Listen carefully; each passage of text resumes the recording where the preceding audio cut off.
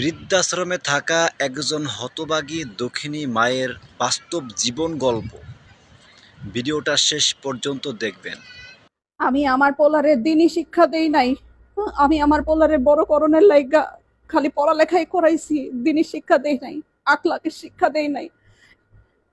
10-12টা coaching করাইছি, teacher রেখা পড়াইছি, স্কুলে নিছি, মাদ্রাসায় নেই নাই, কোরআনের শিক্ষা তারে দেই নাই। এর লিগেই আমার কপালে এই পরিণাম।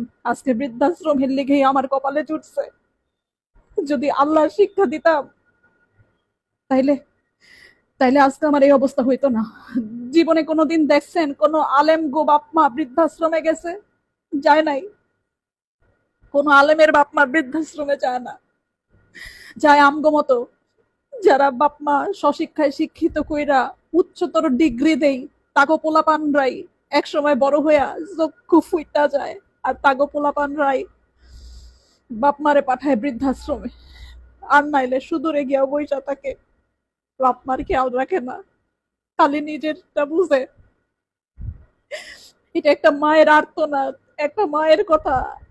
আপনারা এই ভুল করেন না যে ভুল আমি করছি। পোলাপানরে দিনই শিক্ষা দিয়েন, পোলাপানরে আল্লাহর রাস্তায় পাঠায়েন, উচ্চ শিক্ষায় শিক্ষিত করেন, কিন্তু ধর্ম শিক্ষা দিয়েন।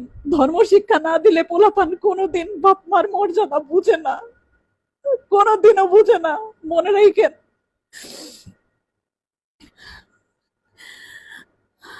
এই বুড়া বয়সে এখন বৃদ্ধাশ্রমে আইছি। এখন আপনি চিন্তা করে দেখেন, আপনার সন্তানকে জেনারেল শিক্ষা শিক্ষিত করবেন নাকি আল্লাহ রসুলের কোরআন হাদিস শিক্ষা দিবেন।